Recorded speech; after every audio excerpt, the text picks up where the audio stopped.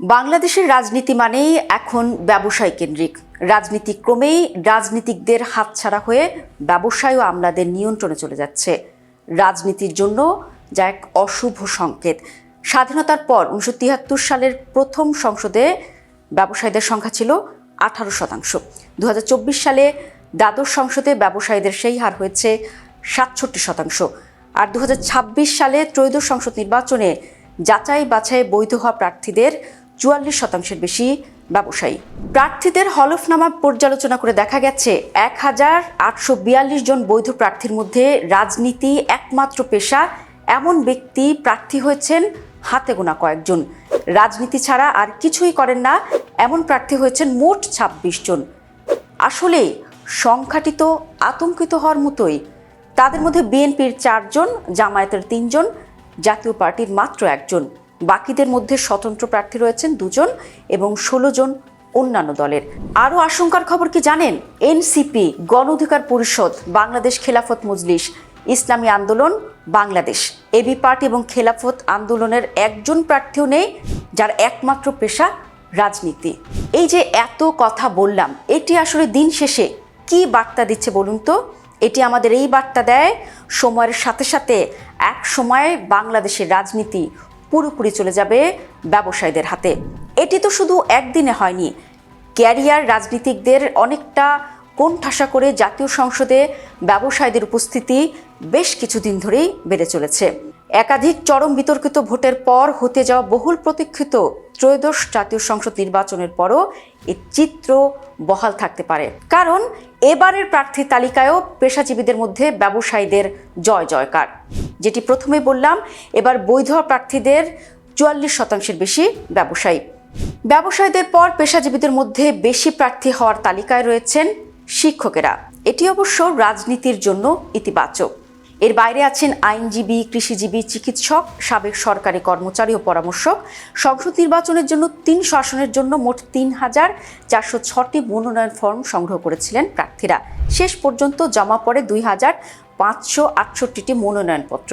এর মধ্যে BNP, Jamaat, NCP সহ 51টি নিবন্ধিত রাজনৈতিক দলের 2090 এবং স্বতন্ত্র 478 জন প্রার্থী মনোনয়নপত্র দাখিল করেন। যাচাই বাছাই শেষে 4 জানুয়ারি পর্যন্ত 1842টি মনোনয়নপত্র বৈধ ঘোষণা করেন রিটার্নিং কর্মকর্তারা। তবে আপিলের পর কিছু সংখ্যক প্রার্থী বৈধতা ফিরে পাওয়ার প্রক্রিয়ায় রয়েছেন। আশা করা যাচ্ছে এই তালিকায় যারা যুক্ত হবেন তাদের মধ্যেও বেশ কিছু প্রার্থী ব্যবসায়ী থাকবেন। এতে বললাম হিসাব নিকেশের কথা।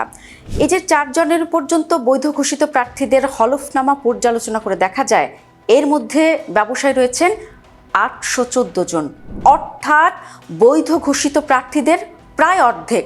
আবার এই ব্যবসায়ী প্রার্থীদের সবচেয়ে বেশি 194 জনই বিএনপির, অর্থাৎ প্রায় 1/4।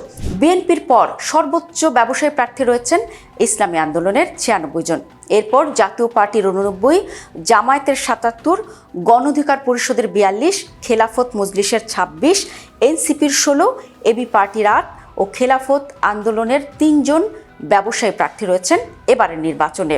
রাজনৈতিক দলগুলোর তরফ থেকে সংসদ নির্বাচনের প্রার্থী মনোনয়নে ব্যবসায়ীদের এত অগ্রাধিকার দেওয়াকে ভালো ইঙ্গিত বলে মনে করছেন না বিশেষজ্ঞরা।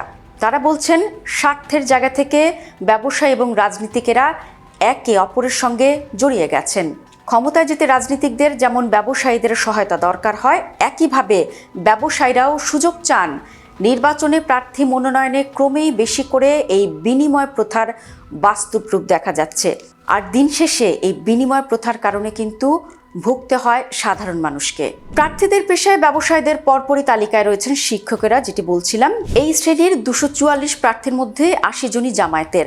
ইসলামী আন্দোলন থেকে 72 ও খেলাফত মজলিস থেকে 23 জন পেশাদার শিক্ষক এবারের নির্বাচনে প্রার্থী হয়েছেন। বিএনপি, জাতীয় পার্টি ও এবি পার্টি থেকে এই পেশার প্রার্থী হয়েছেন 4 জন করে।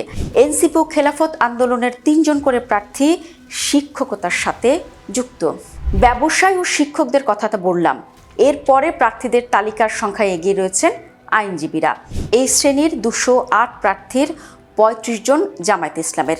এরপর পর্যায়ক্রমে বিএনপি থেকে 25 জন, জাতীয় পার্টি থেকে 23, স্বতন্ত্র থেকে 12, ইসলামী আন্দোলন থেকে 11, এবি পার্টি থেকে 10 এবং গণ অধিকার পরিষদের থেকে 9 জন আইনজীবী প্রার্থী হয়েছেন।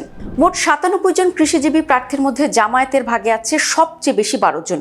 এই শ্রেণীতে জামায়াতের পরে অবস্থান বিএনপির ও জাতীয় পার্টির।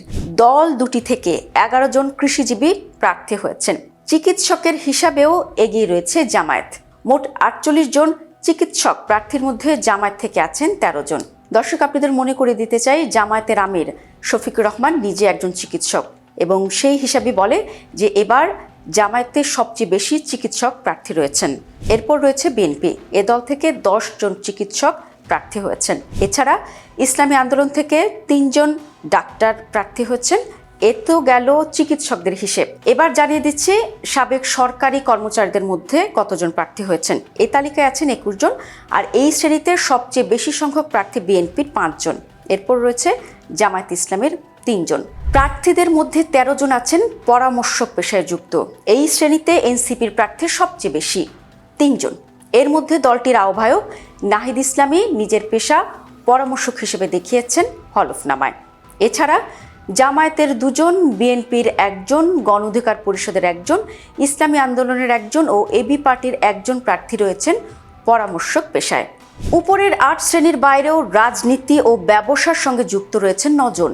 কৃষি অন্যান্য পেশার সাথে 6 জন, ব্যবসা অন্যান্য পেশার সাথে 11 জন, ব্যবসা ও আইন পেশার 4 জন, ব্যবসা ও কৃষি পেশার 35 জন, রাজনীতি ও অন্যান্য পেশার 1 জন, ব্যবসা ও শিক্ষকতা পেশার 20, ব্যবসা কৃষি ও পরামর্শক পেশার 1, ব্যবসা ও সাবেক সরকারি কর্মচারী 1, শিক্ষকতা, চিকিৎসক ও অন্যান্য পেশার 1, আইনজীবী অন্যান্য পেশার 1, ব্যবসা ও পরামর্শক পেশার 2 জন, শিক্ষকতা ও কৃষি পেশার 4 জন, শিক্ষকতা ও অন্যান্য পেশার 7 জন, ব্যবসা ও চিকিৎসা পেশার 3 জন, কৃষি ও সাবেক সরকারি কর্মচারী 1 জন করে, ব্যবসা ও কৃষি অন্যান্য পেশার 1 জন, রাজনীতি, ব্যবসা, শিক্ষকতা ও আইনজীবী পেশার 1 জন প্রার্থী রয়েছেন। এই যে আমরা অন্যান্য পেশার সাথেও আলাদা করে তালিকাটা আপনাদের শোনালাম, সেটিতেও কিন্তু একটি বিষয় খেয়াল করবেন, প্রত্যেকটা ব্যক্তি অন্যান্য পেশার পাশাপাশি ব্যবসা তাদের মূল পেশা, অর্থাৎ ঘুরে ফিরে মূল ব্যবসায়ী ছাড়াও অন্যান্য পেশার সাথে যারা জড়িত তারাও কিন্তু পাশাপাশি দ্বিতীয় পেশা হিসেবে ব্যবসাকে গ্রহণ করেছেন। এছাড়া আরও 258 জন প্রার্থী গৃহশিক্ষকতা, বেসরকারি চাকরি সহ অন্যান্য কিছু পেশার সাথে যুক্ত। এর মধ্যে পেশা হিসেবে গৃহিণী উল্লেখ করা কয়েকজন রয়েছেন। এই যে আমরা কিন্তু গৃহিণীর কথা বলছিলাম, সেটিও কিন্তু একটি ইতিবাচক বার্তা দেয়, অর্থাৎ বাংলাদেশের রাজনীতি এবং নারীর ক্ষমতায়নের জন্য গৃহিণী পেশাটা যে আলাদা করে হলফনামে উল্লেখ করা হয়েছে, সেটিও পজিটিভ বাংলাদেশের একটি ইঙ্গিত। তবে যে যাই বলুক না কেন, দিন শেষে এবারের নির্বাচনেও প্রার্থীদের তালিকায় ব্যবসায়ীদের জয় জয়কার। রাজনৈতিক বিশ্লেষকদের মতে ক্ষমতার সঙ্গে জাদুর কাঠি যুক্ত আছে। সংসদ সদস্য হওয়াকে এখন অনেকেই বিনিয়োগ মনে করেন, যাতে অনেক বেশি মুনাফা পাওয়া যায়, লাভবানও হওয়া যায়। আর এ কারণেই ব্যবসায়ীদের বেশি প্রার্থী হওয়া সেটারই প্রতিফলন।